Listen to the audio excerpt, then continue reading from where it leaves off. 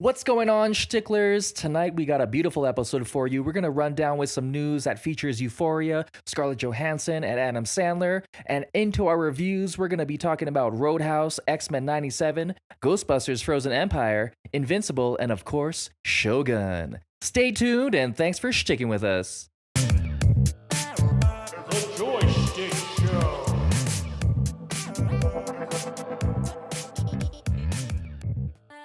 How's it, Sticklers? The Joystick Show is back. Talk story about the things we've read, watched, or played. Shakas and mahalos for sticking around. If you fancy what you hear, please like and subscribe on the platform you frequent. Ooh, almost got me with that word. I'm your co-host, Scott.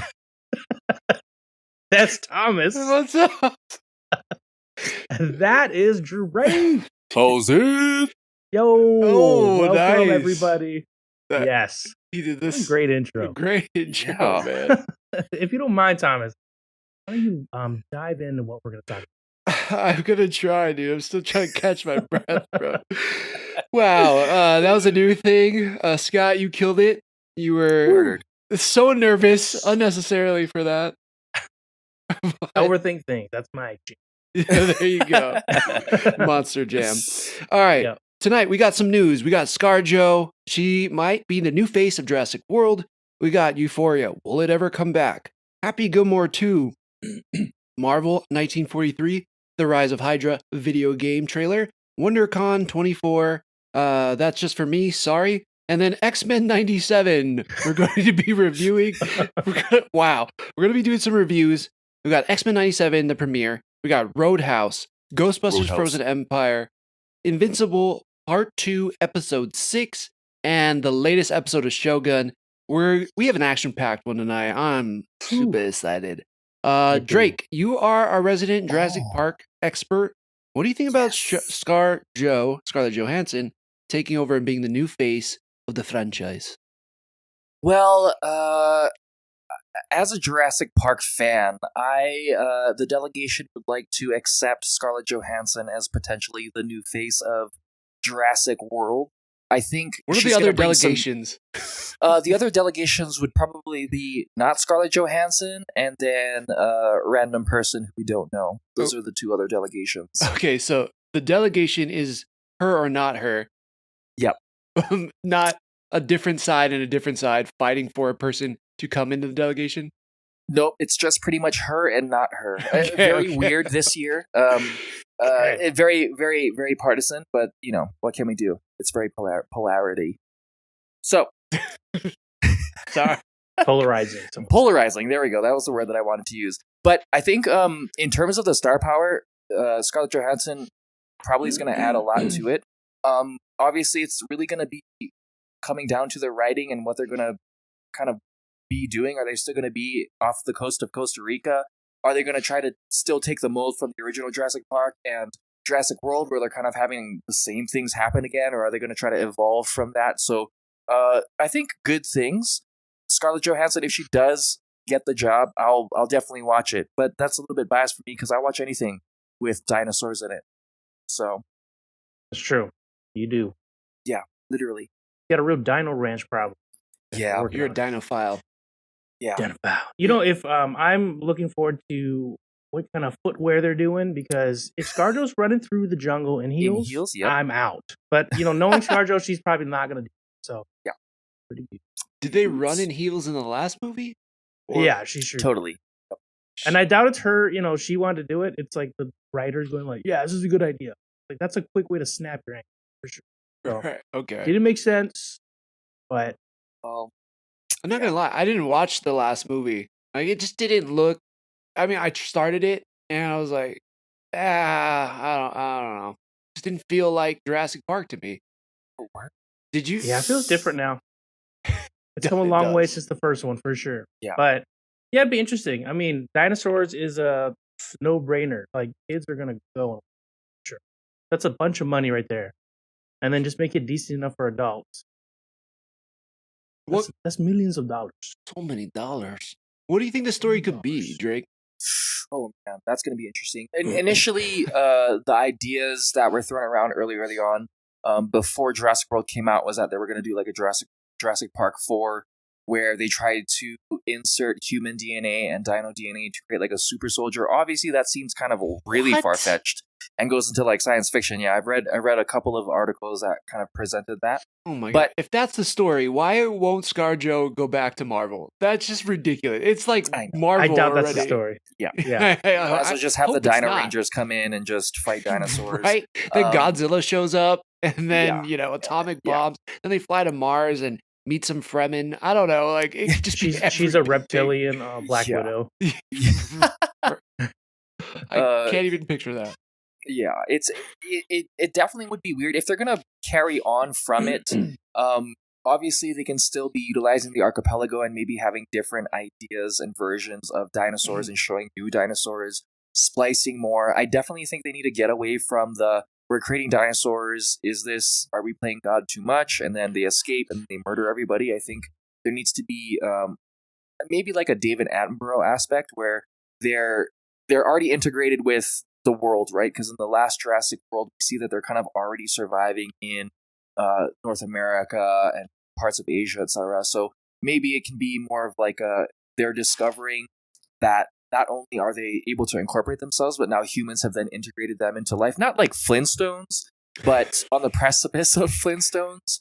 And then there's something that takes place where maybe InGen is like, we want to harness these dinosaurs, much like the Helldivers harness Terminids for some sort of matter, and then now it becomes like a protection project of dinosaurs, and you can kind of get that co-op versus the 1v1 type situation. That'd be interesting. The other option is not that. So that's what we're working out right now. Yeah. No, Or it that could would be cool. That's Not a- ScarJo. Yeah. That was a lot of information. Yeah, Yeah, I some mean, stuff. it seems like you've got it well thought out. I hope they I'm gonna hire can this break guy. it down for us layman people, but yeah, I guess I'm curious. I love ScarJo. I'm there. I'm down to check it out. So, the next bit of news we got: Euphoria season 3 is on an indefinite hold. They couldn't lock down the script. Lockdown. There you go. Mm. And they told all the cast to go off and do other things. Let's see. Zendaya did Challengers and Doom Part 2. Yup. Let's see. Who else is in there? I know one person. Sydney Sydney Sweeney Sydney did Sweeney did Madam Web. Madam crushed Web. it. Right.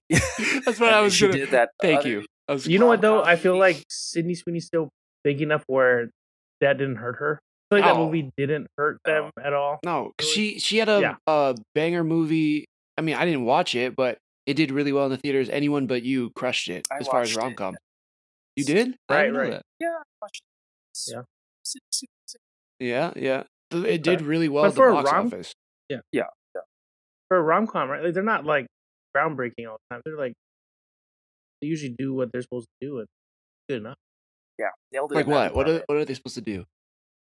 It's supposed to make you be like, oh, why are they making these choices? Oh my god, what's going on? Oh my god, that's so cute. Oh my god, okay, well, I wonder if they're gonna get together. Oh my god, they are getting together. It's great. Who's Yeah, that funny guy in the back? Oh man, I can't believe that's their mom. And then like Nailed it. there's a little bit of things sprinkled in, and then in the Yeah. end they fall in love. And make sweet Yeah. love and have kids. No, those are the parts they leave out of rom coms. yeah, they never go that. That's where, usually marriage turns to shit. Ooh, 50%. There you go. Talking about the divorce rate. Oh my gosh. There you go. Just call it how I see it or how it is. Yeah. Anyways, in Euphoria, we'll see what happens. I don't know. It kind of leaves on a cliffhanger, I'd say. Yeah. But we Mhm. also had some sad news. What was the guy's name? Angus Cloud, who Oh, passed yeah, away yeah. recently too. I'm sure that affected how the script was getting locked down. So all of that, it seems to probably contribute to the state of Euphoria. But yeah, I'm sure there's going to be a handful of people who are really bummed about it possibly not coming back. It's definitely Right. not euphoric. Back. I read potentiality that it's going to be skipping forward in time and going to more adult themes. That as well. Yeah. Did it Potential. say what kind of adult things? Because it's like it's been pretty adult It's already. pretty adult. I know, yeah. Yeah. I mean, unless it's going to be So like people stop. So people stop feeling bad watching high schoolers do all these things. Yeah. Like they're older now, so They're in college, so it's okay. They can it's okay experiment. now. Everybody Yeah. does that in college. Whatever that is, you can fill the blanks, but Yeah. any type of crazy euphoria shit, that's like not good for kids. Interesting. I wonder, because Euphoria was essentially the narration of like youth today. So if they're moving forward in time, they're essentially continuing with that quote unquote Gen Z generation moving forward versus maybe recasting and putting on the generation before us. Euphoria being the euphoric state of being a youth in generations previous. I think that would be interesting. Or, yeah, right? No? Are we... Make sense? I don't know if my ADHD is kicking out. I'm having such a hard time following. Like, that dude's saying words, but like, I don't know what they mean, dude. What? I don't know. I'm sorry, man. I'm like really trying to pay attention. It's so hard right now. I need to take my medicine or something. I don't know. Scott, take over. Yeah, I hope ScarJo's in it. And they do dinosaurs. Yeah. Euphoria, Jurassic World. They start drugging the dinosaurs, and then they start partying. Dang. Yeah. You know? Someone gets DP'd. You know. Yeah, that's dinosaur play. There you go. Dual pinkies. Dual pink. Yeah. Scott can tell you all about that. All right. He's We done that a got lot. Happy Gilmore 2 is in the works. Are you guys pumped? Man, this got so serious. I'm like pre-recording was like all giggles and laughs. As soon as I hit record, it got so serious. Yeah. What's going on, guys? Yeah, here's the thing about Okay. Let's get real. Yeah. No, I'm sorry. Oh, wow. Happy Gilmore. That seems kind of cool. I wonder if it's gonna be like we grew up with Happy Gilmore. I feel like a lot of the fans were like younger audience. I wonder if that's gonna play the same, or is it gonna be more of a hey, older audience, remember this when you were young and it's for you, or is it like for a younger audience again? Yeah. And like that's always hard, right? Like if he is he gonna cast someone else as a younger him, or is he just gonna him again, like what he's doing now as I think you gotta have Happy in there. You gotta have Adam Sandler. Got it. But is it like his kid or something? Or I don't know. I'm trying to remember how it would work. But is he gonna be the focus, or is it gonna be like he's in training somebody else? Well, he could something, you know. Yeah, he could be on the senior tour. And he's not like That's he true. could technically still be in the PGA, I guess, but he'd be like the oldest dude, but he could still be on the senior tour at like a professional level. So there's a lot they could do with it. I don't know. It's gonna be interesting to see, to your point, what they do in that time frame. You know, it's like he's obviously aged up. Was he playing at the top of his game? How are they gonna work in the Carl Weathers of it all? Like, you know, what has Happy had to deal with since, you know, winning the big tournament last time? I think that's the funny part. Spaceman golf. Yeah, I just hope it's real silly. I assume it is. There's so much TikTok and Instagram and Threads, X, like golf content now, where there's like the guys who are just razzing people while they're trying to drive, or whether or not it's like Steph Curry doing like the driving or the golf contest, or him playing golf, or blah blah blah. So because Adam Sandler's into basketball, it would be awesome to see, you know, Steph Curry in the movie, because he does play golf and he also likes basketball. It'd be cool to see Tiger Woods maybe kind of reprise a role or have like a funny thing. Like, I think Adam Sandler has the clout to be able to bring these people and do Happy Gilmore even better than he did. Also with reoccurring characters that he had in the OG, you know, sans Carl Weathers, but probably pay a great homage to him. I think there's a lot of ability. Because he was in hockey previously, he can also do another play on hockey. Maybe he went back to coach hockey, and then like, why aren't you back on the PGA with numbers or whatever? There's so much story plots, like you said, Thomas, that they could get into. And to be honest, Adam Sandler's crew is always pretty consistent in bringing us some pretty hilarious content. So I don't doubt that the writing's going to be good and that it's going to be moderately funny at minimum. So Happy Gilmore 2, did they say when we can potentially watch it? Is that supposed to be 2026? No way. I don't even think there's a script yet. Like, it was the guy, Shooter McGavin, said on a podcast, he's like, Happy Gilmore 2's in the works. and that's kind of how the sick. news came out for it. And then I think Netflix was like, yeah, it is in the works. Yeah, we're like working on it still, and it's gonna be done through Netflix because all of Sandler's stuff lately is through Netflix because he has that massive deal with them. Yeah, so it'll be on Netflix at some point. So That's sweet. yeah, I'm on board. I'm gonna check it out for sure. Totally. You know, if they even give us a touch of what we got in the original, it's gonna be fire. If they take the X-Men '97 route, which we'll get into later, man, I'm really gonna be stoked because I think that is doing updated nostalgia really, really well. But Yeah. I agree. Coined by the Jurassic Show, copywritten. Totally, I gave you all the credit too. So you're not on Threads, but if you were, you would have saw that you got credit all over that bitch. All right. So next bit of news is a video game probably coming out in 2025, I want to say, which is Marvel 1943: The Rise of Hydra. You guys watch this trailer? Yes. Guys, don't believe you right now, but Well, yes, and well, so I watched the trailer and I thought to myself, this is interesting. I enjoy the fact that it's in like 43. I enjoy the fact that it's more of like on that villain portion of it and kind of moving through that idea. But I wonder how it's like just like how the story will kind of play out and what the aspects of the game are going to be in terms of is it going to try to just be the actual rise of Hydra? Are they going to try to go a little bit more dark with it? Are they going to try to be playful? Are they building to something else, or is it just like a standoff to take our eyes and viewership away from the not consistent Marvel, the MCU universe right now? Yeah, those are the questions I have. A lot of great questions. Knowing Mark Bernardin, who I've talked about countless times on this podcast, does Fat Men Beyond with Kevin Smith, has been a veteran of Hollywood for a long time, written on countless shows.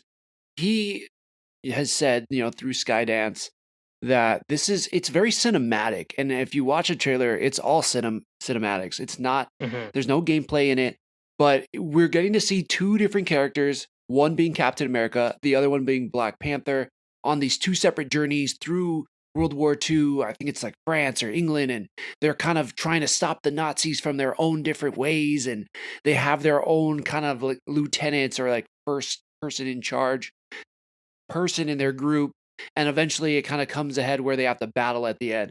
Well, like I think all of that stuff right there is fantastic for a story. Again, I don't know. I have faith that the story is going to be good. I'm just curious how the gameplay is going to be.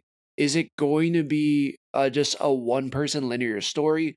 I had heard somewhere that there was 4 characters you could be, meaning Captain America and Black Panther, and again, like they're lieutenant people, and you could go off and go on adventure, whatever from there. But I don't know. Is there multiplayer elements? Like, do you get to team up? I think what we saw in the trailer too is just in the first half or less of the game. Like where that they're on opposite sides, they don't know about each other, and then they fight. Like there's no way that persists through most of the game, and then eventually you get to like Red Skull. But I think that has to be kind of squashed at least through halfway, so they can team up. Right. According to the Wikipedia, it's going to be a single player action adventure. Oh, they changed it. Yep, and it's by Skydance Media. Has done this game and a to-be-announced untitled Star Wars game. Yeah, this is the first game, because as they're branching off from the movie studio, and then this is like their foray into games, just like not just like, but WB with Harry Potter, as an example. They're using Unreal Engine 5, which gives me hope for like the cinematography like we talked about, but in terms of gameplay, that's just something. Yeah, I don't know. But I mean, it looked cool. Like, did you guys have any thoughts on Captain America or Black Panther? Because I know the Black Panther character was this actor who was in The Walking Dead, I think. I might have said Game of Thrones on some other podcast, but I'm pretty sure it's The Walking Dead. And he looks badass. I guess he's a pretty good actor, so that should be pretty cool. Yeah, I mean, we only have the trailer to go off of. So far, that little teaser looks cool. At least the cinematics will look great. Yeah, I'm really because it's a video game, I'm really interested to see what that's actually. Mhm. Is it like a Red Dead? You're like a third person walking around. How big is the open world? Is it linear? Is it like Telltale games where you make decisions and it's for storytelling, or is it like Uncharted, where it's like it's kind of a little mixture of both? Yeah. So it'd be interesting. The way it's looked, it could make a good Uncharted type of game where it's like really linear, but if It gives you this feeling like it's open, but it's really not. It's kind of pushing you yeah, down like this path. get dropped into levels almost kind of thing, which could be Yeah. cool. I'm a big fan of a good game done well like that. So yeah, that could work. It's cool, and it's a different time period. We never really see Marvel. We always hear about it, and we got a little bit of that in the Captain America first movie, but that's the most we got, right? So Yeah. Yeah. we every once in a while we get like an episode of the cartoon where it's like Wolverine fought alongside Captain America. It's like one episode, and you're like, so cool, and that's all you got to go off of. Like, yeah, I remember when Wolverine was with Cap, and like, I mean, other than the comics, but for visual, entertainment, like that's cinema. Like, We so have, that'd be cool. yeah, definitely. Yeah, I'm on board. From what I've seen, it looks awesome. Can't wait to see what they do with it more, and I'm assuming no more by the end of the year. So, yeah, Marvel 1943: The Rise of Hydra. All right, and then just quickly, WonderCon 24 is this upcoming weekend. I'll be there. If you guys follow us on social media, you'll be seeing a ton of stuff from the event. They have some of the voice acting cast from X-Men 97 there. Hoping I get to talk to some of them, but yeah, we'll kind of recap it and see what happens, but it should be a fun time. We will see. Oh yeah, do you still have your Cyclops glasses? I do. You're gonna wear them? I Or are they a different could, prescription? but they're not prescription, and I would not be able to see shit. Just like Scott Summers. He can see through ruby tints. Oh. You see ruby tits or tints? Rubious tits. Oh, you know what you should do, Tom? Put on lashes that look like beams are coming out of your eyes, and then just have your eyes closed open. How big do these lashes have to be? To make it look like beams are like seeping a little bit. So super long. Oh, I can't imagine because they're just gonna be like Scott Summers pushed against my glasses, my real glasses. Just like, what is that red eyelash crap you got going on? My optic I was blast. going for Scott Summers. Blue jumpsuit? It's my optic blast, guys. Did you watch the show? Oh my god, idiots! You're lame. Yeah. This was cool. Not. Sorry, that was straight from episode 1 of X-Men 97, which we're getting into now. So, beautiful transition. So that first episode starts, and I think it's kind of well documented what I thought about these episodes. It's a 10 out of 10 for me. It's a 5 out of 5. Whatever scale that you're using, just that to the max. All the strawberries. That's a deep, deep cut from old joystick episodes. But yeah, I'm fully in. I loved how they updated it. You guys were texting me, and I was like, I gotta get home and watch this. So, and then I did, and I was like, holy shit, they absolutely crushed it. They brought it. What do you guys think about? I'm gonna start with Scott. Scott, what did you think about X-Men 97's first 2 episodes? I think they did a freaking awesome job bringing back a cartoon that we all loved growing up and making it still fucking good. Like, it's just as cool as I remember, and like somehow cooler. Yeah, like it's crazy. They leveled up like all the characters, and the story's super engaging. Like, I'm right there. I'm like, oh, cliffhangers! Like, these cliffhangers are great. Cyclops got a buff. We're gonna go into that for sure. I'll let you tell that. But I was like, all right. Like, I'm glad he did. Some things are so buff. I almost kind of giggled. I'm like, oh, he's so powerful. OP. Like, but he's been specifically the free fall. We'll talk about that. But overall, dude, as soon as they ended, I'm like, I need more. Like, I wish we could just like watch the whole season right now. It's so good. Yeah. Oh, believe me, I felt the same way. Yeah. Tell us how you felt, Scott Summers, aka Thomas Craig.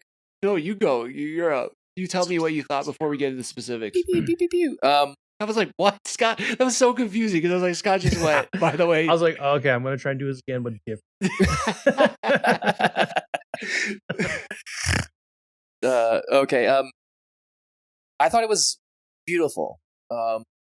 In terms of how they were able to seamlessly bring it back, you rarely see things end and then it picks up like exactly where it left off, as if you were old friends that never lost touch when you see each other again. It was very beautiful in that sense. The updates in the animation were just enough to make it feel updated, but still very simple enough for it to kind of seem like it took off from where it was.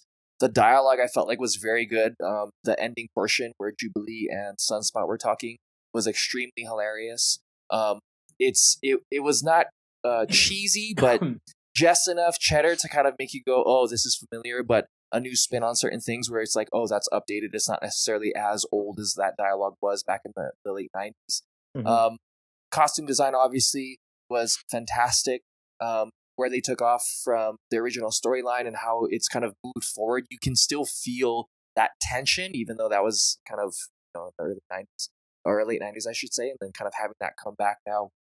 You can still feel all of that from then, even though you may not have remembered the exact storyline. You pick up on these things quite quickly. Oh, I remember that. I remember that. When Rogue and Gambit were talking, when Wolverine is saying Bub, when Wolverine is talking to Jean, when Cyclops and Jean are talking about their potential baby, like all these things, you start to remember those inklings that you had back when you watched it originally. And I thought they did a really wonderful job at being able to give us that, again, that updated nostalgia. Oh, yeah. Yeah, well said, man. Yeah, I agreed. There's so much of the old show still brought into this one, and you guys are right, just upgraded. That first scene, we get Storm breaking in, we got the Friends for Humanity, the racist group from the original series, now in this one, and Storm comes in, just looking down on all the soldiers, just like a goddess floating down, starts blasting fools. Bishop comes in, which I think we need to find out more about Bishop and why he's with the main team. I'm happy he's with the main team. I'm stoked. But where it leaves off in X-Men the Animated Series, he kind of should be in the future. So I'm curious for them to explore that. But then Cyclops comes in, as you guys are saying, and shit starts popping off. And I'm probably biased because I love Cyclops. Totally. But the way he's moving around, the way he's freaking gliding across the ground using his concussive blast, a lot of people think it's hot or it's a laser. It's not. It's a concussive force. So just think of it like a pressure washer, or like what's like an air gun, like something that just like shoots a massive force at you that you can't really like tell. It doesn't have like a temperature per se. So using that to like glide around and like get him and Roberto out of the way, all that stuff was so damn cool. I appreciate that. And then we get into like hand-to-hand fighting. Yeah, that's great. He was like wave dashing. If you played Smash Brothers, he was like wave dashing across the floor, and then which you have to be like so precise with your shots. Like, okay, when you're gonna use this propel, you got to make sure you're not shooting anything. Right. And it's like, but he did it so flawlessly. I'm like, this guy's been practicing his combat. That's what I'd like to see. Yeah. Not only that, in that scene too, there's a guy who goes to kick him, and he blasts away his kick before hitting him with another shot. Yeah, like, yeah, it's so sick. He's so comboing. Like, yeah, I think with video games and movies, things like John Wick, video games like Mortal Kombat and those fighting games where it's evolved since that like 2D animation style, and our brains have kind of been like, oh, this could be cool, this could be cool.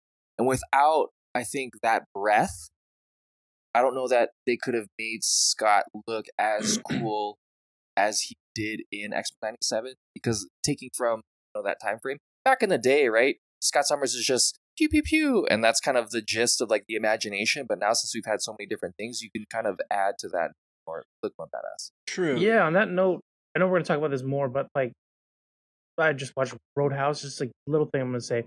The new one, and then I watched the old one right after. Fight choreography has come along. And I think, like you're saying, without all the other things, we wouldn't see how like it's important that is to incorporate into things, even like X-Men 97. It's way more enjoyable seeing like a fight, not just like tackle against the wall, like, and then they cut away to someone, just boom boom, and then cut away. Like you're seeing like actual movements, like, oh, I'd block that kick, hit him with this, I would do this, and you're like, oh, cool. Like it just brings you into the action more. Right. And I love that improvement. Yeah, sure. definitely. And the animation budget too. Like it didn't have a lot of faith in the original animated series that it was going to be successful. They were promised one season with a very limited budget, and so whatever they could, the best they could pay to get it animated was what we got. And so, and then the budget only went down after that. Well, I mean, it probably went up a little bit for the first 4 seasons, but then season 5, it went down because all the animators have moved on to other projects because they thought season 4 was it. So Right. now we've got Marvel Disney money. We've got better advances in fight choreography. All these people who had watched the original when they were younger now using their imagination to do whatever they could to bring it to this table is like so freaking awesome. But all right, we move on. There's other characters in this that get brought into the fold. We also see that Jean is pregnant, or so who we think is Jean. They could never do that back in X-Men 90 or like in the animated series. Yeah, that comes into play. Morphs in the team. Remy's there. Rogue's there. What do you guys think about some of those other characters? And did any other moments or characters stand out to you? I think it's brilliant. They brought Morph into the team. I was talking about this with some of our other friends outside podcast, and it's a good way to. I think we agreed. It's a good way to bring back a bunch of X-Men we probably never see. Like for it to make sense. Like we'd have to bring in a whole storyline just to see like a cool X-Men or something. But Morph can just kind of like be like, remember this guy, and like turn into him for a couple of seconds, and you get that like yes, and then he's back to Morph. Totally. Colossus, Psylocke, Rogue. No, not Rogue. Angel, Sabretooth, Blob. Like he did all those guys. Yeah, he did all those, and it's cool how he like utilizes like bits of their abilities, and you're getting that taste of them. Yes. So I really like that, and it's funny that I know the internet probably set to death at this point, but they were up in arms, or some were at least, with Gambit's cutoff shirt, and then now there's like a meme going around. It's like, look at all the other people who had cutoff shirts in like really big shows. Like, chill out. Around the same time period. Wait, people were mad about it? Yeah, people were like, well, they put him in a cutoff shirt or something, and they're like, dude, Will Smith in Fresh Prince had a cutoff shirt. Johnny Depp in A Nightmare on Elm Street had a cutoff shirt. Like this was part of the style back then. So that's funny. I didn't know people were mad about it. That's hilarious. Yeah. Or they thought maybe Disney was pushing some agenda. Like there's always people looking for something, and they're like, oh, what is this? You're like, dude, take it easy. Those are the same people that are like, why'd they make the X-Men woke now? You're like, what? You know what the X-Men are? Yeah. You mean like the allegory for the civil rights movement or like unrepresented people? What? Now? Idiots. Anyways, Drake. Yeah. No, it was for me. Aside from all those things, it was I was getting used to Wolverine's voice. Okay. I was getting used to. I enjoyed seeing Jubilee just because back in the day she's just like fireworks, sparks, and then she has a little bit more funny dialogue. She does that at the dance club. That's true. Like, she does that at the dance club. I was interested to see that they introduced Sunspot because he's not as big of a character in just the X-Men as a whole. He does have he's kind of on other teams of that as well too. And I'm interested to see how much more characters are going to bring to it, just because they kind of went old school Magneto outfit with the big M on it. Pulled straight from issue 200, I think, in 1980. I want to say. So there was some interesting choices that I'm going to be interested to see what they're going to kind of bring into the fold, because now they're playing off of X-Men the animated series.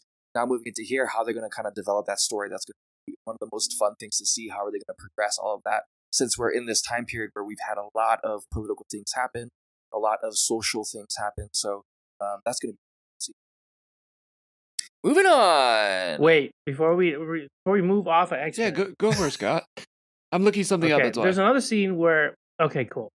I'm just gonna jump ahead to a cool scene that Cyclops does, and we can jump back to where we are in what we're talking about. But there's a scene where they're all flying X-Jet, and it starts getting ripped apart, and it's like Cyclops. I guess it gives you a little hint or a little glimpse into like how confident Cyclops is with his team now. And he's like, yeah, like all flying people grab non-flying people. They're like, yeah, we got it. And then he was like, perfect. And then no one grabs him. and he just starts falling faster. I'm like, what is this guy doing? And then he's just like does this super mega blast and slows himself down. Yeah. And he lands, and I'm like, I just started laughing because I'm like, this is so crazy, but I love it. Like, I super love it. Like, that's awesome. But I'm like, what kind of maniac? I'm like, this is like irresponsible. You're Yeah, the leader of yeah. the team. What if it didn't work this time? We see so many shows like The Works Boys, every time. Invincible, where like you're like, this is gonna work this way, and then shit just goes south because that's how life works. Mhm. And you're like, but it's the X-Men, so it's awesome. But I saw a comment online. That's Someone was why. like, "That guy got a strong neck," and I'm like, "That's, That's true. He Yeah. does. That's true. He But should look like Brock Lesnar with the fucking way he controls his He's got some concussive traps. blast. well, that's Yeah. what. Yeah, I've heard so many different theories on like why he's able to do it because like the inside of his body is like shielded from like the pushback basically. So Oh, it okay, feels cool. like nothing to him, but it feels like everything on the force. But I don't know if that really makes sense. I still think you need a pretty damn strong neck to handle that. Well, she's pretty jacked. Yeah, but I'm putting it up there as like one of the top superhero landings of all time. Like there's the original Iron Man when he slides in there or like lands. There's the Captain America, I want to say Winter Soldier or Civil War. He has some pretty epic landings in there. I'm trying to think of some other ones that are pretty epic, but it's got to be in that top 5. I mean, that is so damn good. Yeah. His brother Havoc land as cool? I mean, I think if Yeah, he could probably. focus his power, right? That's always the hardest thing for Havoc. I think he can now, obviously, where the comics and stuff are, but I'm sure, why else, why not? His brother Vulcan can definitely do it. Oh, yeah. Yeah. But I love it because at the end when he lands, it's so earned, to me, my X-Men. And that right there from the trailer, I was already like, holy shit, I'm on board. And he jizzed in his pants. For real, though. Like, it was pretty damn close. And the team assembling and then moving into this next scene where it's just synergy. I always talk about it with you guys. We played Marvel Ultimate Alliance. We played X-Men Legend. But like the team up powers was always the coolest part for me with the X-Men. And I feel like in this episode, they really show them working as a team. Not only that, like they're beating their old, like original enemies in a sense, like the Sentinels. Is just like so good seeing them just wreak havoc on some robots. And man, I loved it. Just all of them And working together. Like when Gambit like lights up Wolverine's claws and then they launch him. Yeah, And then he flies into like all that shit. Yeah, that also, was like awesome team. nobody talks about it. Like he charged the claws, then charged his staff. Then while he jumps off Wolverine's back, throws it at Wolverine, explodes him forward, and then he then lands on Blob, shoots him up, or Morph, who turns into Blob, shoots him up. Like all of that was like, what? That was so dope. Sick. Beast taking the heart out of the Sentinel and like controlling him like a puppet. That was pretty dope. Yeah, that was really cool. Like that, out of everything in the episode, the only part where I was like, what? Was Beast flipping the Sentinel up. I'm like, how strong is Beast? But I appreciated the moment. That was I was like Kuzushi. Well, that's when I was like, he got buffed too. Like everyone got like leveled up. I guess they're like all in their prime. It feels. Yeah. I noticed that Bishop too. We've seen his like kinetic energy dispersion a lot more. I don't remember seeing that as often in the old. Yeah. I thought you were gonna say one more that word. Was it. Just in the old. Done. Okay. Period. I was like waiting for you to say one more word. No, we didn't see it a lot in the cartoon, and I think a lot of people out there didn't really know what Bishop's power was. They're like, he's a mutant, but all he does is use guns. And I appreciate the fact that they're doing that now. I mean, it's been confusing for me too. And so we see in the first episode a lot, like he gets shot, he absorbs it, then he's able to shoot it out. That's kind of one of his powers is like energy absorption, and he's able to like either release it or like buff himself. But the downside of Bishop is that if he takes on too much energy, he basically explodes. So he has to release it in some way or the other. But I like that they're showing it because you're like, I get it. All right, that's what his power is. Morph makes sense. It's someone else's power that I really dig. But wait, let me go back a second. One person's power where I was kind of confused about, even though I kind of knew, but I'm like, wow, that's kind of a reach. But that seems like a buff too. Rogue absorbing the doctor's power so she could deliver the baby. I was like, whoa. She can just, so can't she just like touch a book with her bare hands and then know the book then? I think it has to be alive. I think that's a stretch. Yeah, I think they have to be alive, and I don't think trees count. But like, I mean, I guess it makes sense because she's just like, this is not it's like super simple. This is how to use But photosynthesis. yeah, I thought that was nuts. Like I'm like, well, you can just like pick up all the knowledge they've gained. I mean, too, it does. and like know how to apply it. Yeah. It kind of makes sense because that's how she gets Captain Marvel's abilities. That's how she's able to fly and is super strong. But Right. also, like, I was like, damn, she can just like touch anybody. Can she just touch a mechanic and then all of a sudden be able to fix any car? Or you know what I mean? I don't know. That seemed a little Yeah. bit wild to me, but I did appreciate it because I was like, it's pretty cool. I have no complaints is cool. against it. I was just like, wow, that's pretty wild. Yeah, and it seems like she's hesitant. I mean, rightfully so. It's like she doesn't want to do it unless she has to do it because you're just taking someone's Yeah. whatever. Yeah, that line gave me everything I needed to know too. Well, this part where she's like, you know, I don't know if I should do it because I don't know if I deliver your baby. Like, what if I touch your baby? Talking to Jean, and I was like, that was everything I needed to know. Like, there's limits, and I love how they show how badass they can be, but how there's limits to everybody's character. You know, like Yeah. Rogue again, the person who wants to be touched the most can't touch anybody. Cyclops, the most handsome, strategic, best team leader, but he can never he always has to hold in his powers. I'm trying to think of somebody else who has a downside. I guess Morse power is just kind of copying people. So is he ever really himself? Wolverine, ragecidal maniac, but like so strong, such like the shield of the team in a lot of ways. But you got to be careful even with him. It's just like they're doing a great job of showing the characters already in the show. Yeah, for sure. And sorry, real quick, going back to Bishop, like that was for a second, I was like, what is Bishop doing? And then they just showed him do it. I'm like, oh yeah. Like it was just a great visual, like this is what I do. And I'm like, awesome. And he said it too. Because growing up, I like, didn't know what he did a lot. Yeah. He explained his power as well too, which was helpful for a lot of us as well. We know that DC animated universe, that's probably like their creme de la creme, because obviously that whole live action hasn't really worked out for them. I think X-Men 97, this budget, with what they're doing, is pressing DC's animated situation. DC's awesome in terms of their animation, but I think they have to step it up after X-Men 97 in terms of their choreography, in terms of carrying on the storylines, in terms of animation. I think it's helpful for the meritocracy of comics as a whole. Right, it's just the animated series. Yeah. I mean, I'll tell you what's hard about DC is that it's not like Disney Plus is putting this on the forefront. They're like, front page, check out X-Men the animated series or 97. DC, they come out with all these good movies every year and stuff, but you have to like physically buy the DVD, and it's not coming out on their own platform, which I guess would be Max, that gets all the DC movies, but we can't get the animated series till it's like way later. That seems like it's probably hurting them a little bit because they have whatever it is, Infinite Crisis or something's not Infinite Crisis. There's a series going on right now that's like a 3-part movie, and I haven't watched it because I'd have to go somewhere and buy the DVD.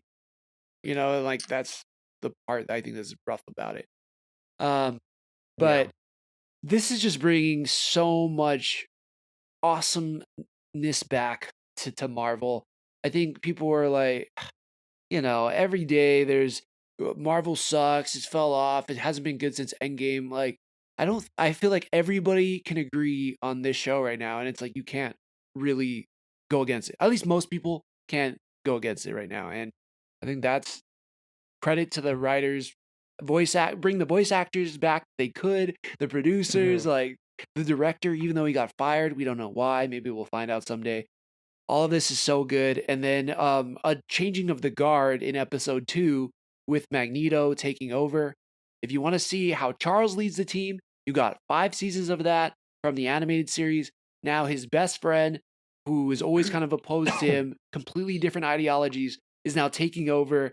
And all the characters we love are now being forced to be led by Magneto. I think that's a crazy premise that I'm really hoping that this season does a good job of exploring. It comes with drama too, because little interaction with Rogue too. Rogue's like, we shouldn't be talking. Oh, drama. No one can find out, sugar. yeah, definitely. I know, and he seems to be at this point the only person that can touch her. Of course, it's like Rogue should be with Gambit, but I don't falter because nobody else can touch her except for him. So it's like, I Is don't it know like what has he to do do. with like his magnetism or something? He just puts on a thing around him? Yeah, I think it's like Or what is it? he can counteract her powers. I don't know if it's because of whatever his abilities are. So that's kind of a cool, which it has some comic precedent for that, where there was a different timeline, and they were like in the Savage Land or something. They get married, they have a kid, and like it gets erased or whatever. But there is a storyline for that in the comic. Yeah. So yeah, I love it. Yeah. Yeah. Any other final thoughts? Yeah. X-Men 97. I guess real quick, they do a really good job of putting you in the perspective of everybody, whether they're good guys Oh, or bad. It's like that. Like you feel for Gambit, you feel for Rogue. You're like, fuck, that's shitty situation. Even the people who are like, no mutants. Like they do a good job of summing up everything they've been doing over the years. Like here, if you don't know what X-Men is, here's what it is.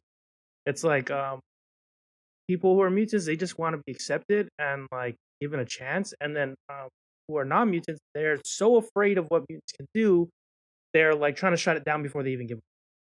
And it's like they did a good job of showing like how far Magneto came. Like, like everyone knows him as a bad guy. You see him in the movies and stuff, but he's like he got so much power, he's like definitely reserving himself. Like even all like, Dude, you see him do some he bad stuff lifted here and there, all but you're those like, judges up yeah, and the executioner up with like so little ease. Like he wasn't even so focusing on crazy. it. Took them all up into space. He's flipping executioner around like a coin for no reason, just to mess with him, I guess. He's Like, like, I could kill you, but I won't. yeah. Don't let me Like let you down. I was I know. like, I was like, that's a oh, good line. it's The so writing good. is great. Yeah, But yeah. and honestly, like, apples to apples on the comic, The Trial of Magneto, which was 1984, correct myself from earlier. Mhm. I honestly feel like I like the show better than the comic. I know it's kind of sacrilegious, but like the comic had so many different parts to it, and it took course of like all these days. But the show just got to the point, man. I've been persecuted for the God I believed in, and now you're persecuting me for like the people I'm associated with, and blah blah. It just Yeah. got to the point, and then shit hits the fan at the trial, and Storm takes a bullet for him, and Storm in the show, they've already done such a good job. Like from the part where, in the first episode, Cyclops is like, give him the forecast. And Storm comes in, starts turning the ground into glass, then Yeah. takes that glass, puts it in a tornado, which I realized after like the third watch, gets all the Sentinels in there and they explode. It's because all this spinning glass is in there in the tornado. So Just like tearing them up. that's way scarier than Twisters. Yeah, that's terrifying, dude. But yeah, like Glass NATOs. Right. Fuck that, dude. I know that's probably worse than Sharknadoes. Yeah. But yeah, and now she's depowered, so you're taking the most powerful person in the team who's never been afraid of storms or thunder in her life, and now she has to figure out like who she is outside of her powers. I just really like the choices they're making with the characters. It's like, God, Yeah. they're crushing it. And like what you're saying, I think they're doing a good job of just getting to the point. Mm-hmm. The story's Like, moving. Yeah, it's moving. It's good. Yeah. I love it. Yeah. Any final thoughts, Jake? Just 2 thumbs up and 2 eyes open and 2 ears listening. Yep. What's your nose doing? Just smelling what the X-Men is cooking. There you I go. love it. Beignets. That's what it is. Where you yeah. have beignets for breakfast. I was like, whoa. There was a Well, yeah, lot that's too. a lot, They were that's a like, lot of sugar, like a bud. I know, special like I occasion. can't. When I had beignets, it's like 1, 2 max. Each person Yeah. had like 4 on their plate. Jesus Christ. I know, man. How long are they playing basketball out there? Like 10 X-Men hours? can't get diabetes, dude, so Apparently might not. as well. That X gene cuts out all diabetes, which is amazing. All right, into the next show. We got Roadhouse. Scott, why don't you take it away on this one? Okay, so went into this movie not expecting much. Like all I knew was Jake Gyllenhaal got ripped for it. Me too. But we've seen him rip before, so I'm like, all right, I don't know what to expect. This movie was actually surprisingly pretty. It was funnier than I thought it was gonna be, and the action, like I mentioned a bit ago about like fight choreography. The fight choreography was pretty cool in this movie. It was really good. You know what? I knew enough about. I knew like I haven't watched the original Roadhouse going into this movie, but I knew enough about it, and I knew about all like the cheese factor and all like the great lines that are like just I don't know, the way they memeable. cut it together just seemed out of place. So it seemed like this movie too, like they incorporated the comedy and some of that cheesiness to like just the right amount to make it like a good nod to the original, but also update it to like a modern take on what Roadhouse would be now. Like even Conor McGregor worked. Like I didn't know how I was gonna. I'm like, okay, like that can go either great or bad. Like bringing in just someone that doesn't do movies, but he's a big name, so we'll put him in. He's like, who the fuck are you? Like he's like walking around and like the way he just is works in this movie because it's supposed to be kind of cheesy. Like his one-liners that are like definitely cheesy work somehow. Like damn, like he had a golf club and he's like, been a while since I've been clubbing, and then he walks in with it. Oh my I started god! laughing. I'm like, this is great. oh fuck.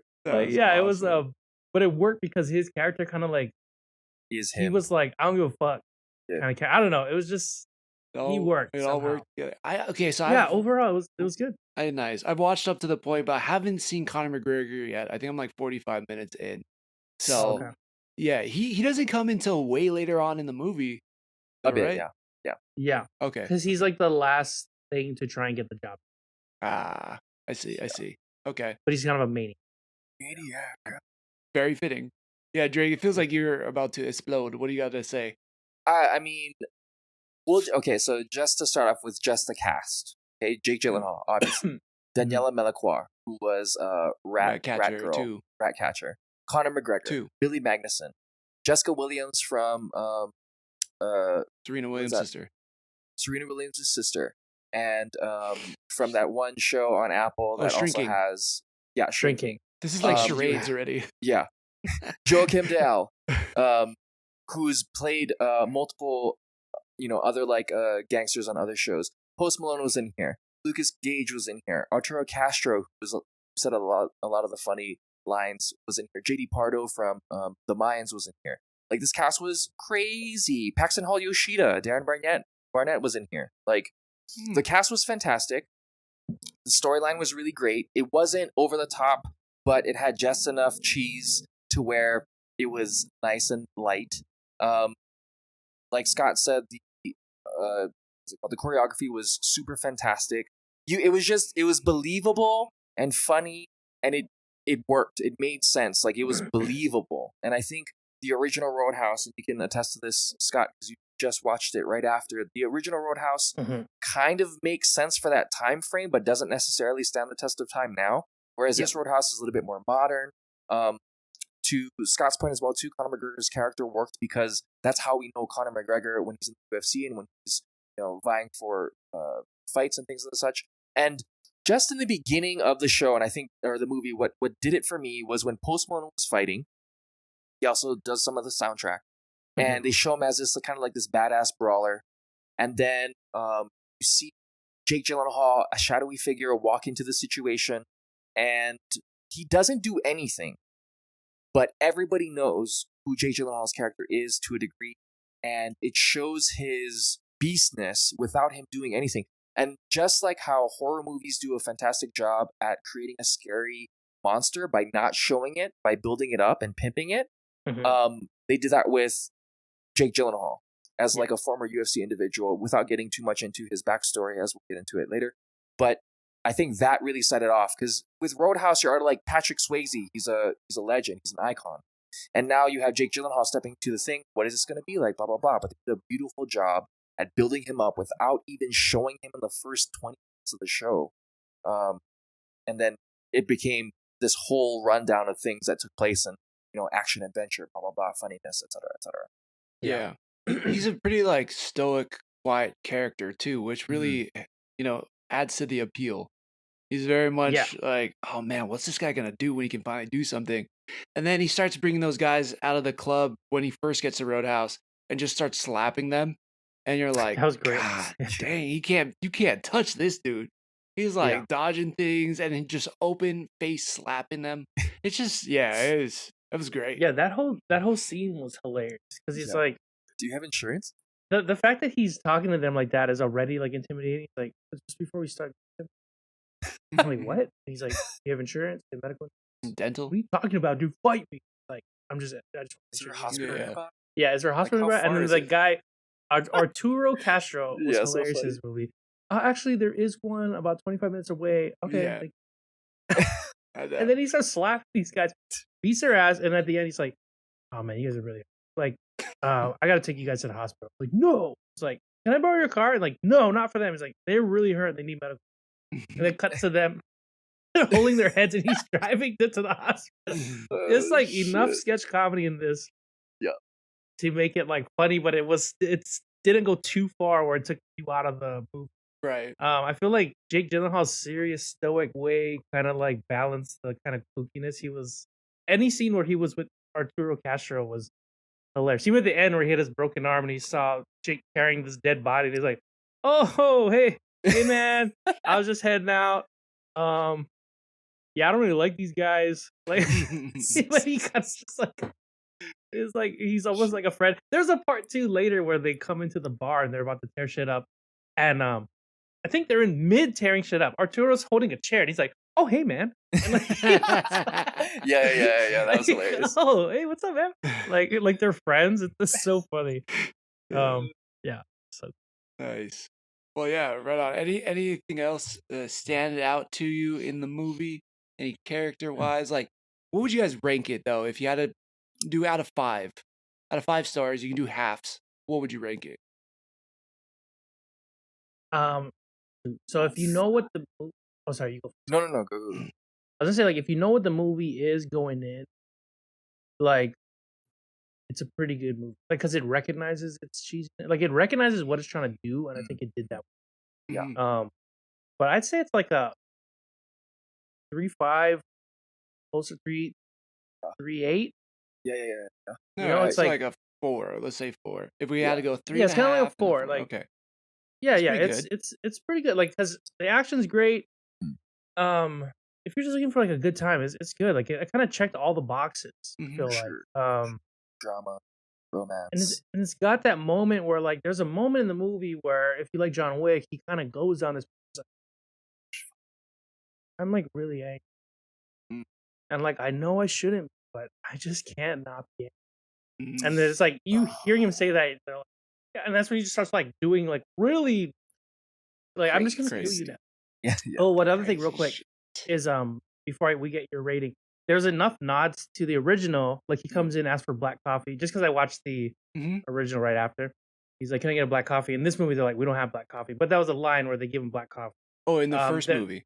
In the first movie, he gets a black coffee, and that's like his drink. Yeah. And this one, he comes, he's like, "Can I get a black?" And they're like, "Oh yeah, we don't have that," and they give him like a espresso or something like that. Yeah, and then he's yeah. like, "Oh, this is actually pretty good."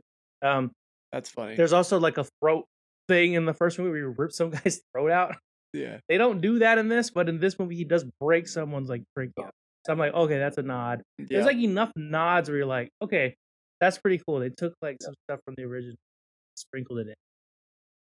Nice catch. I mimic Scott's rating. I definitely give it somewhere a 4 or higher, but a solid 4 for sure. I think Dalton's character makes a lot of sense. Jake Gyllenhaal's character makes a lot of sense because the way that they build his backstory makes sense, especially for now, right? He was a UFC fighter. He was kind of taking it to a place where, much like Conor McGregor, he's kind of pushing the buttons, and then he goes overboard to a degree, and that pulls him out of the UFC both emotionally, right? And then he's going through this, drifter type situation. Then he gets to this position at the Roadhouse, and like Scott says, there's a point in time where he just passes the precipice, and then it calls back to his original backstory. Like, I know that if I go past a certain point, it's I'm capable of straight up murder, and it doesn't. He earns it from the beginning of the show or the movie, where you don't necessarily see him and his badassery, but you just hear about it.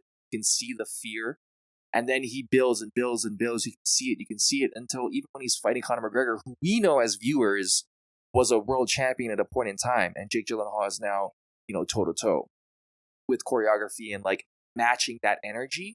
They did that really, really well. I don't necessarily like, because back in the day the UFC didn't really exist when Swayze did Roadhouse, and so now we have like this huge, like bigger context of how badass Jake Gyllenhaal is because of the UFC. So I think the time, again, like we talked about X-Men 97, Roadhouse now can build on top of those established things and make it even more grandiose than it was originally. Very cool. Yeah, that's not going to be the case for Ghostbusters. Oh, sorry. No way. Yeah. That's yeah. unfortunate. You guys have anything else to say on Roadhouse? Check it out. It's check on it Amazon out. Prime.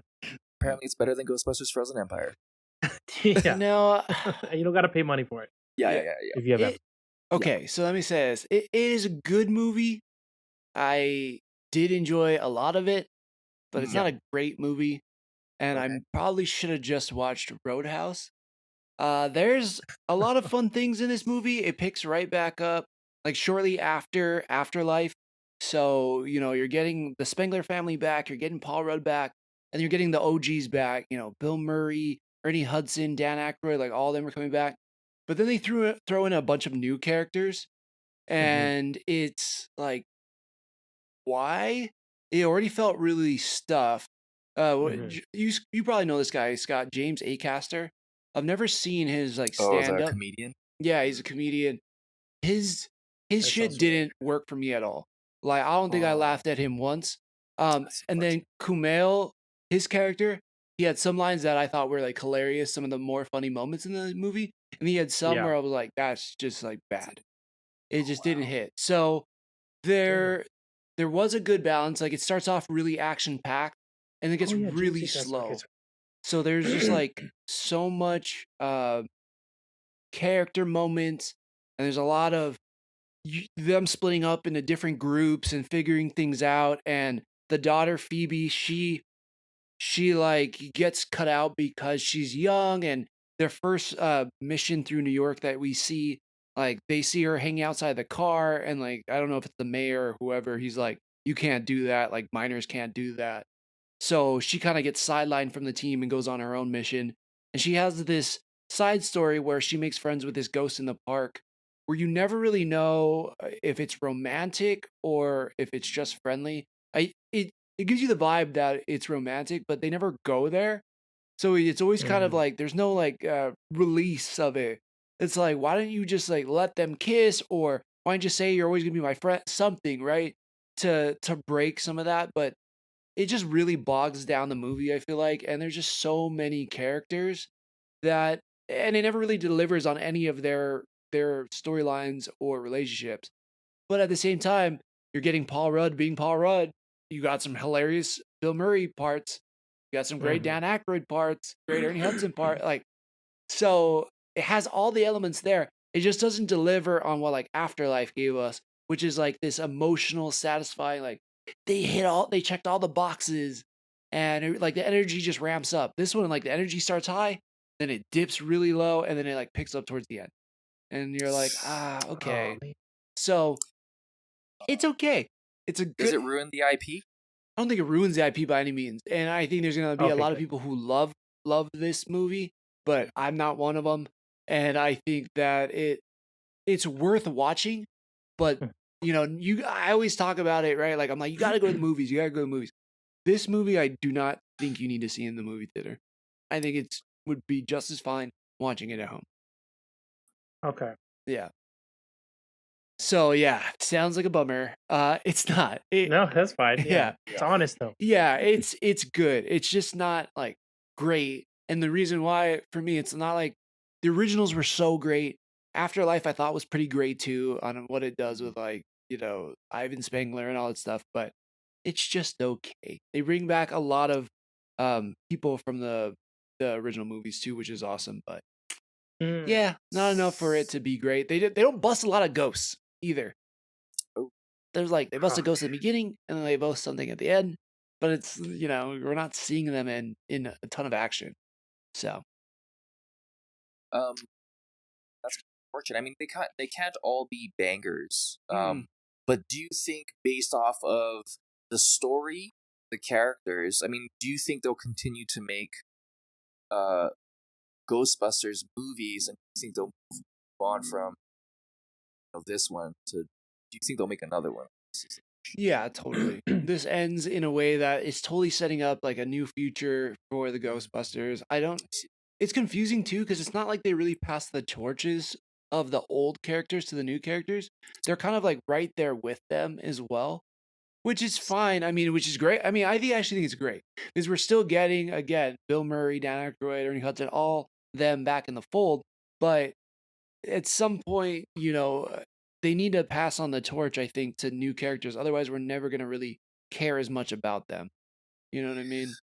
Was the writing good, at least? No, I think that was the biggest like shitty part about the movie. I think the writing was not very good at all. I don't know what I know what the story was. It's not super complicated, and yet at the same time, I don't really know what's going on. Like, so should the Duffer Brothers write the next Ghostbusters? That could be cool. That would be cool. They actually are doing things solo now, so just be a Duffer. But just one Duffer. I'd be for it. It would completely it's like Roadhouse, what you guys were saying. I mean, it really is. They need some way to balance the cheesiness with the action, and they didn't. And also, like, because there were so many main characters, the story got split into a million different places. I think if they can focus on who they want to focus on, get better writing, balance the old nostalgia and the cheese with like the modern and the action, you could have a winning formula. I know it's easier said than done, but I think the biggest letdown in the movie was probably the writing, because the actors and the special effects, all that was fantastic. It just didn't really like work in the way of like moving the story forward. Yeah, that's kind of unfortunate. I mean, I'm still gonna watch it. Yeah, Probably wait, like you said, but it is unfortunate. It's crazy how important the writing aspect is, right? Like, you need a solid story. I feel like the idea of Ghostbusters is such a unique sci-fi type of idea. It's almost like, as long as you just get a good script, like, this shit will sail. Like, yeah, it'll, yeah, it's like, what a cool idea. Like, we're like firefighters, but we bust ghosts. yeah, Like, it's, yeah. I don't want to dog. I hope they do more and I it's think better. What's funny. Okay, let me just put it this way though, because it sounds probably like I'm shitting on it, and I would probably still give it like a 3.5 or 4 out of 5 stars. Like, Okay, there's it's just your still, expectations were like way up here. I know, like, the yeah, trailers were, they hyped me up. like this, yeah. The trailer probably showed most of the good stuff. Ooh, bummer. That's always a bummer. Yeah. So I don't know if it's the way they marketed it or something like that. But again, if you watch it, you're gonna be like, "That guy's crazy. This movie's awesome." Because I think there's funny, super funny moments, and there's cool Okay. things in it. But it doesn't work for me all the way through the movie. There's just some parts where it just kind of dips too far down, and then it peaks too high up. Like, I want something that's probably more consistent through, where I'm like, I'm just enjoying all these parts, and I can't say that throughout the movie.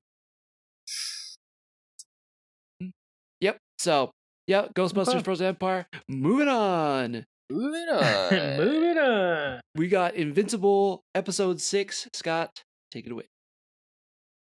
Yo, okay, so Invincible episode 6, it was pretty good episode. Like, it picks up right where it left off. We had a crazy cliffhanger last episode. We saw some people die for sure. We thought some people died. We thought someone was gonna die. It was a lot of near death and death. But they wrap all that up. In space, they deal with that. I forget what they're called. Sequids. Sequids. They deal with that sequid situation. You see Mark kind of start stepping up to Immortal Man. Is his name Immortal? I just think it's Mr. the Immortal. mortal. Yeah. The Immortal. He's a Immortal man, Man. I think. Yeah.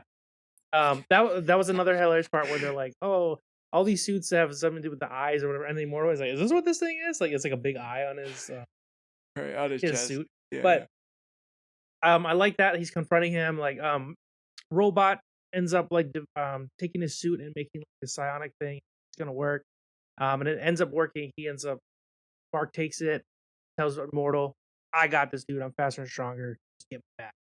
Like, boom, they do it.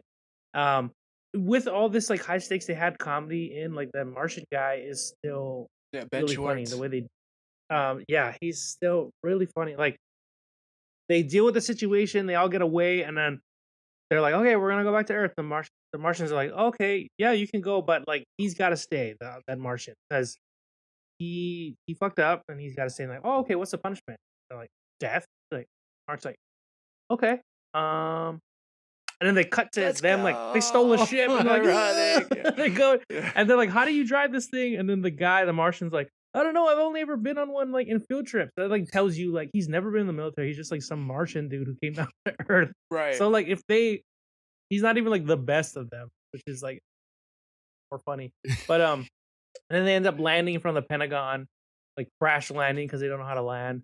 And then you go back to Rex and the Lizard League. crew, Lizard League, and was it King Lizard? King Lizard. He's about to shoot him in the head, Mhm. and Does. fucking Rex gets shot in the head, which is nuts. But I guess it grazes like the side in his brain, so like a beast, he like just still fights, ends up coming through. We find that Kate really did die. At least that's what they're really pushing right now. If I were Kate, I'd have a duplicate somewhere at all times, but that's just me. Right. And then what is it? Shrinking Ray, I think her name. She ended up living. She comes out. I think like a tooth was in her head, and then she's now like in intensive care. She's probably gonna be there the rest of the season, but she lived, which is crazy. A lot of and then they dive into Mark's relationship with Amber. That seems like it's kind of drifting, but also his relationship with what's her name? Adam Eve. Adam Eve. Yeah. Adam Eve seems like that's kind of sparked. There's hints at Adam joining the team. They're offering her. She's like, no, just let me know when the next big thing is. I feel like it's coming. She's gonna be on the team. We get to see more of Alan the Alien. Oh yeah, let's jump to that. Alan the Alien comes in, and that was a hilarious encounter. He's talking with the Immortal, and Immortal's just like he's just pissed because his girlfriend died. Like he cared extra, like he like really loved Kate right more than other people. He's like many people died. Like I'm the Immortal, but like I really care about. So he's like just like extra bro, like fuck you, dude. And Alan's like, whoa, I'm just here to talk to Invincible, and then I was just throwing blows. Yeah. He's like douchebag ends up douchebags. coming. Yeah, you guys got that? That whole douchebag thing was hilarious. Yeah. You guys have douchebags here, right? Because if you don't, that'd be really weird that I keep saying. Yeah. Because that guy's a douchebag. But and then I like that Alan can only talk with his telepathy one-on-one. Like so, like when Mark's trying to talk to him, he's like, that doesn't work. Like I gotta talk to him. Yeah. Like and then he's like, well, tell him I said this. Yeah, Mark said you're a douchebag. Like that whole thing was fun. But with that encounter, you find out, forget the guy's name, but brings Alan out of his coma. But we've seen him, and up until now, we didn't really know who he was. But he's also a Viltrumite. Yep. And he's like, we need to get Mark to like help us. Alan comes down, and Mark's like, my dad kept saying like read all these books, and I think I figured out what he's talking about. He was able to obtain these books from the guy who makes their suit, voiced by Mark Hamill. I forget his name, but yeah, it's funny. Like, your dad wrote all these. When I heard his voice, I was like, yeah, Mark Hamill. Yeah, we were just talking about that like in the last episode. Yeah. How he's so like, yeah, that's him. But I guess when the dad first came down here, he needed a job, and he wrote sci-fi books that I guess didn't do well, but they were based on people who the Viltrumites were afraid of, like Space Racer, the Ragnars, who are like these lizard people, who were just like, ridiculously strong. Oh, I'm sorry, Space Racer is like this, almost like a Lobo character who like rides through space that has like a laser gun that can shoot through everything, and it just goes on. Like his gun, his never-ending laser gun or something. So with these books, he's like, I think we can I think these are the weaknesses. So we got to figure this out. Alan's like, okay, I'm going to take this back. So that's that. I know we see more of the cyborg guy now. He's still dealing with that. And I think Mark's roommate now is like a cyborg because he's like his roommate's love interest. Roommate's love interest, the cyborg. So we get to see that. I don't know. It was like this episode's built. Oh, another big thing we see Mark's dad in Viltrumite prison. Right. And the way they do it there is like, well, we're going to kill you, but we're going to bring the full strength. So I guess then that they were going to go out honorably, like probably just fight in some sort of Coliseum way. I don't know how it's going to work out. But that's probably going to lead to a prison break. So I'm excited to see that. Um, yeah, it was like a lot of setup, closure for the last episode, and setting up for what's going to happen. I think big stuff's going to go down. Um, but overall, it was a good episode. I don't Yeah, know if I missed anything. It was just kind of a lot to cover in like this short amount of time. Like a lot happened in this episode. it did. It Yeah. did. Yeah. And I kind of even watched it in like 2 parts. I was like, damn, this episode's like 50 minutes. I was like, that's kind of sounds bad. I was like, man, this is so long. But Yeah.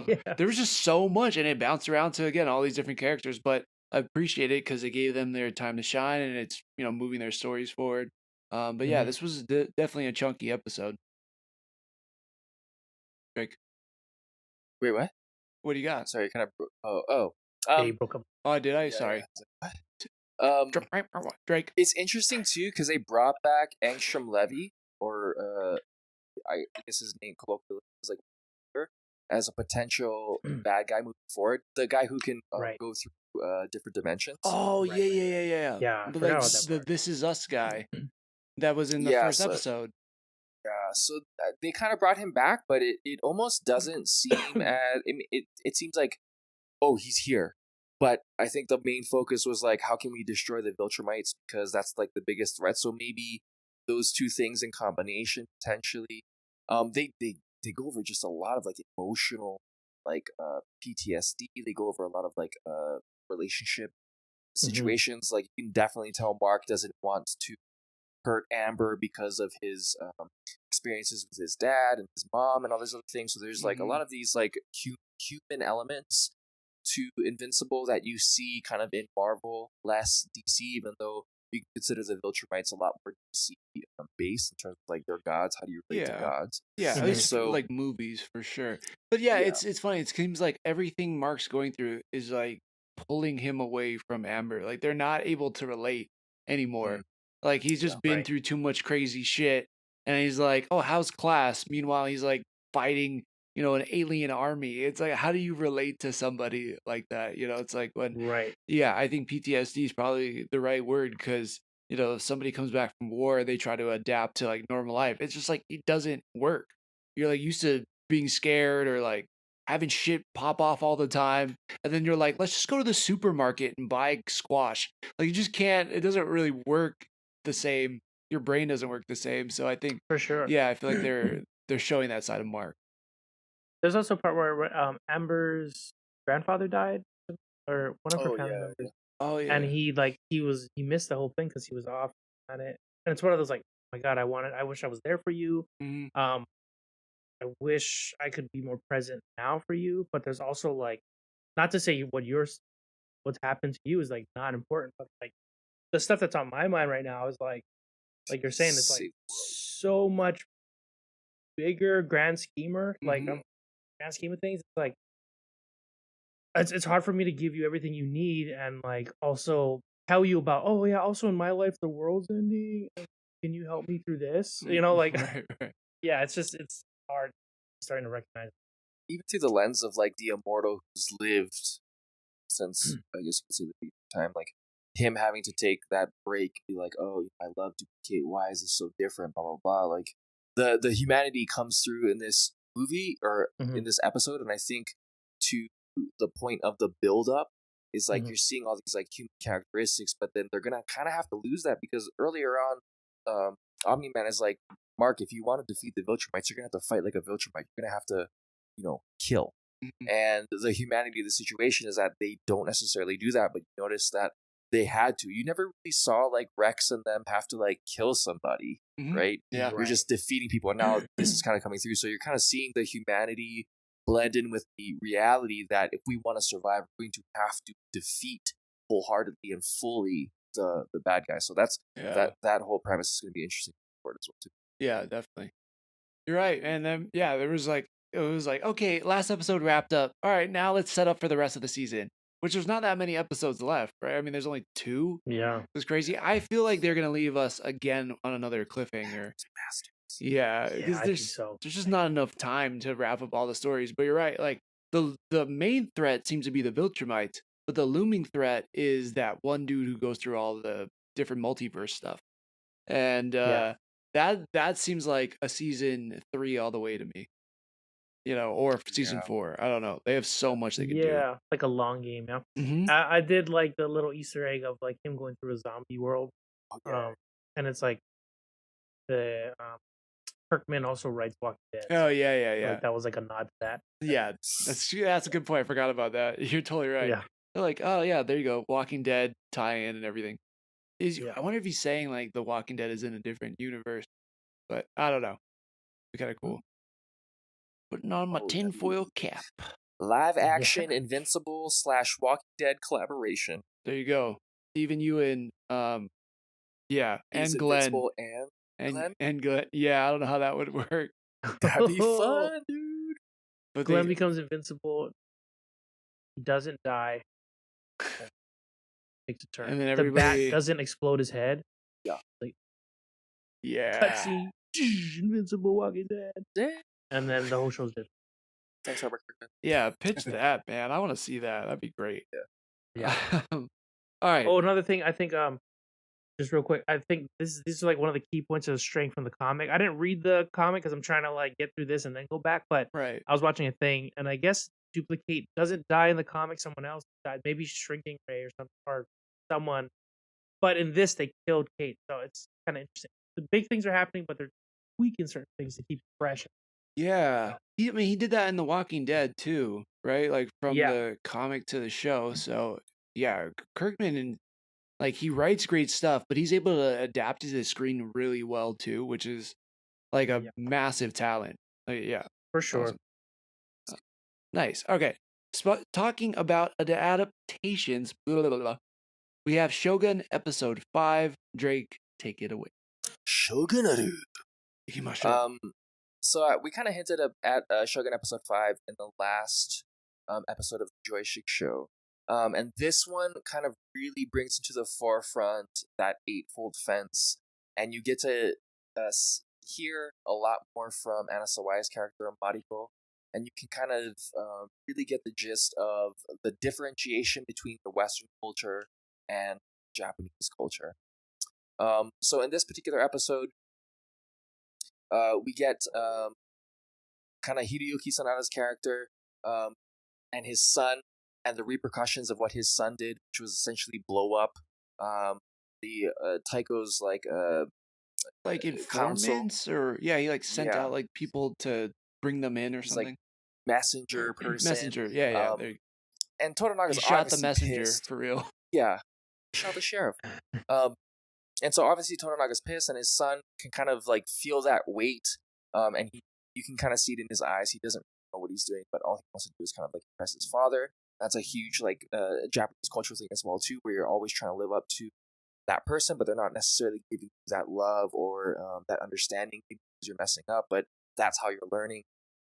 Then we kind of see Blackthorn try to give a little bit more of his culture to the house that he's in, where he gets a pheasant and then hangs it up to age. But in Japanese food culture, that like they ferment things, but having that kind of thing is more of like kind of a stinky, dirty situation. And then you kind of see the differentiation between like how Western culture treats its food and its practices versus Japanese culture, which in this one looks a little bit more clean. I mean, the plague started in Europe. We get to hear about Anna Sawai's history, where she was essentially the daughter of somebody who was just under the previous Taiko, who was a tyrant, and her father killed that tyrant because he was a tyrant. And essentially, because in that type of feudal shogunate culture, the dad and the family essentially was murdered, but Mariko had to stay alive, essentially serve. She wasn't allowed to do seppuku. And as Blackthorn is hearing that, that's from his interaction with Taro, we find out that Mariko's husband is alive. He did survive. And so we know from the previous episode that Mariko, got a little bit of action with a Blackthorn, and now kind of have this imbalance of like now Butaro's living in the house. He has this really strict Japanese culture. He doesn't like this gaijin. But Mariko is kind of like now in between. And she has to kind of play all sides, right? She has to be Toronaga's, lieutenant. She has to be Buntaro's wife. She has to be translator and potential lover to Blackthorn. She also has to be like this leading woman who, isn't really available to be herself because she is a female in this time, etc. And so that I think is the focus, and why Mariko is as an actress and as a focal character is just really beautiful. And you see this interaction with Buntaro and Blackthorn, where Buntaro actually physically abuses Mariko, and he blames it on the sake, and Blackthorn is like, "Oh, you dog, why would you do this?" Blah blah blah. And Mariko's like, "Get away from me. I'm not going to give him the satisfaction, Buntaro, the satisfaction of anything. I don't give him anything, because Even my I am hate." me. Yes, because he doesn't deserve it, etc. And you can kind of see like that discipline, right? That Japanese discipline, that heart of steel, that katana. And then we move a little bit forward, and we see that Toranaga essentially has this army, this situation where he can kind of stand up and become the shogun again. And then all of a sudden, you have this huge earthquake, this huge landslide. Toranaga falls into this massive landslide, and we're like, "Oh, what?" And Blackthorn and Mariko, end up digging him up and finding him. And just the most beautiful acting I've seen of like what it would be like to like survive a landslide, and like just deep heavy breathing and like fuck, and like super surprising. Looking around, yeah, and then we kind of get the first glimpse of like Toranaga's some small semblance of like doubt, where he's like, "Oh man, this whole thing happened. What's the next move?" Because we've seen him prepare for everything, and this was something that you couldn't really prepare for. You don't know what's going to happen. And now that the landslide has taken out a lot of the land, a lot of the people, a lot of the encampment that he had with all of his army, what that's going to be like moving forward, on the top of knowing that his son has essentially created a war with that depleted council of the Taiko ship, and how that's going to be moving forward. So this episode, I think, was really more so about the character building of Mariko, and kind of giving that lay of the land of Japanese culture and the differences between Western culture, and then giving you some doubt of Toranaga's success, and then moving forward how he's going to overcome that. So really, really beautiful episode. This one. yeah, because the whole time his back's been against the wall. And we're like, "Oh shit, he's got a whole army? Like, he's good, he's fine." Boom, landslide, all wiped out. You're like, "What?" So yeah, he just like literally he took out his whole army. What is he gonna do now? So that part of it alone, I'm like, "Holy shit, this is crazy." Does his lineage end? I mean, yeah. Unfortunately, I looked at the history, so I know something. But then, but like, yeah, I don't know. It was really good to see Mariko, and like, she's always seemed like a dutiful wife in the beginning, and now there's like actual love for Blackthorn, and not for her husband, but with her husband there's honor and respect, and it's like, well, I honor and respect him, but I love this other person, and she's kind of getting pulled in opposite directions. Yeah, it's just really, really well done. That landslide moment, though, I was like, wow, this is some Game of Thrones shit where you think, oh, this is gonna happen. They're all gonna have like whatever. They're gonna be passed on, or they're gonna be promoted, or she's gonna be promoted in the church, and then it's like dragon fire and everyone's dead. Like, what? Yeah. Yeah, I thought Toranaga was dead for a second too. I was like, holy shit, he's done. I was like, after I saw him go over the hill, I was like, what are they gonna do? Like, are they just gonna kill off the main character? Luckily, he's still around. But yeah, I don't know. It's just really good storytelling. It's really good story building or character building. Yeah, I like even Buntaro, Mariko's husband. Like, God, I hated that guy. But you're like, he does such a good job of me hating it. And also, like, he's a badass. He survived this whole village trying to murder him. He survives, but then he's also an asshole to her because he's like threatened by Blackthorn. So it's like, it's just really good, like triangles they set up everywhere. This shit is just like a pyramid now. But yeah, man, it's been good. Any favorite part from this episode? I think my favorite part from this episode is when Blackthorn like realizes the the word of like Japanese culture. Like when he says if anybody touches this pheasant, they die. Yeah, right? yeah. Just like Shido, right? Mhm. Or and Shido is white. Shino? Yeah. It says Shino or Shine? she's I forget. But said, he says like two Shishi? words, right? If you touch this, you die. And then the gardener ends up touching it because it's too stinky, and so this house person is like sentenced him to death. Did And she he's like, shoot "What? him? I was so confused. No, no. Like, okay, yeah. Can you just explain that part to me? Because he was so mad at that girl. He was like, "You killed him" or something. But I was like, "Wait, what?" That part seems to have gone over my head. So because they took his words they took Blackthorn's words seriously, and so because he's the head of the house, anybody below him has to follow that rule, right? So as you and I would know,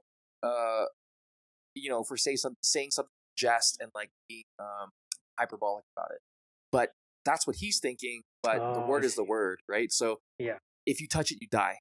And Mhm. so taken by the house individuals, I forget the female's name who's running his household. Yeah, it's the one he gave the guns to.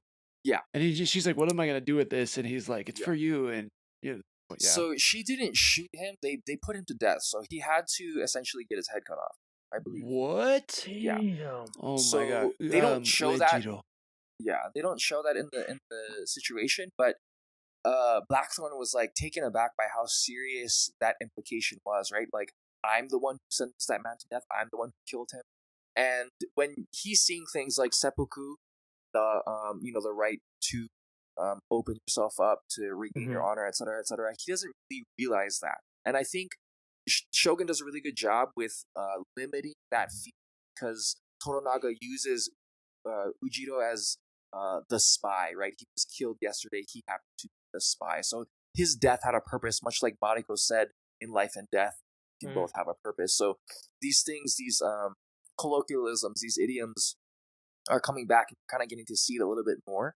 But I think for Blackthorn, he's having a really tough time from what we see now, understanding Japanese culture and understanding what's taking place.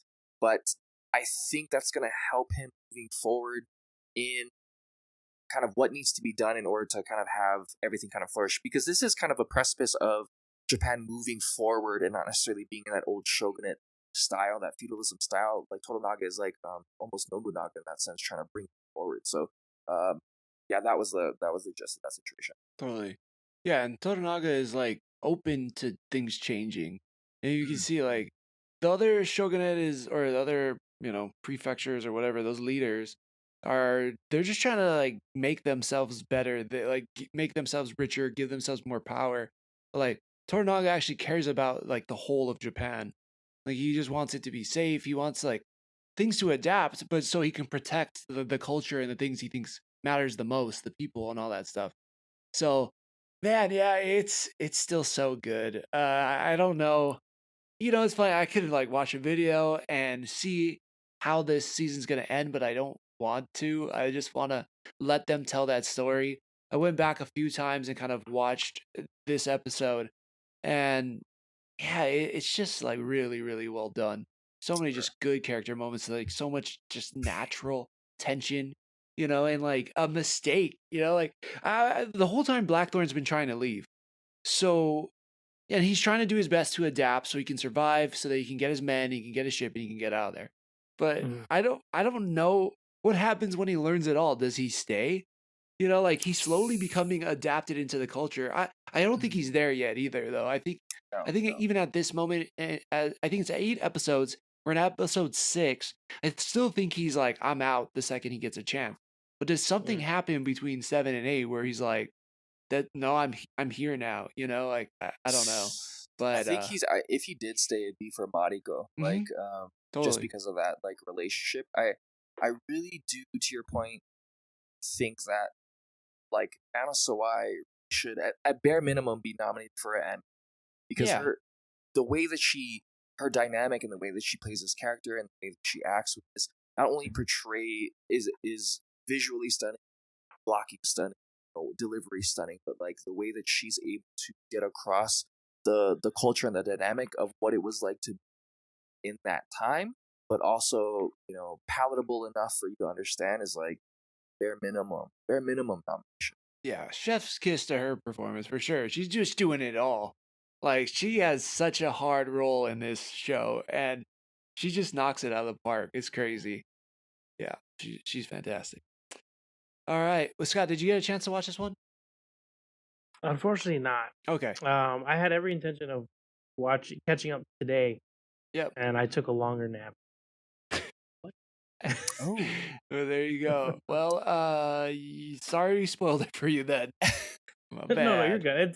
It's done so well though. Like, it's like telling someone to go watch Game of Thrones now. Totally. You know? Like, yeah, it's still gonna be enjoyable. Like, Team green or team yes, black? that's the thing. That's the thing. That's why this show is like that. It's like we could talk about it in a million different words, but you still have to watch it for yourself and see how things unfold and see the nuance they put in, like delivering the line or the performance, or like there's still so many other things that happen in this episode. There's a part with like Tornaga and his son with the bird that was like really crazy too, and you're like, shit, he's so wise, you know. It's crazy. Plus we have like that, there's the chick at the end, and I think she was in like one of the first couple episodes, and she's just the master. She's the master puppet on the other side, or puppeteer on the other side. Yeah. She's crazy. She's like out of nowhere Cersei all of a sudden, and you're like, damn, she's gonna she's controlling like the most important people on the opposite side. Just like, yeah, she's evil, but like so good. So she reminds me of that one demon from Demon Slayer when they go to like the village arc, and she can shoot out like her robe. What was that character called? I don't know what her name is, but she fights the main characters, all that stuff. But anyways, I digress. We know what you're talking about. We know what you're talking about. You're my Demon Slayer pro. Come to you for Demon Slayer knowledge. Oh, sorry. I was talking. Oh, I was talking about Scott. Oh, sorry. Yeah. Yeah. Oh, yeah. Scott, what the fuck, Scott? So you drink. Scott was just like, yeah, get it. Damn it. Yeah, it's like, you fucking idiot, Drake. Yeah. Oh, me? Yeah, I don't know, man. Yeah, sorry. It was an accident. My bad. All right. So good at names. Yeah.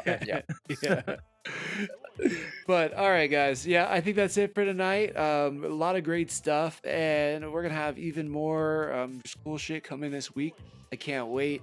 Let us know what you guys thought about any of the episodes we talked about. Hit us up on all the socials. We're at Joystick Show everywhere. And yeah, somebody close it out. Thanks for sticking it with us. Yeah. The Joystick Show.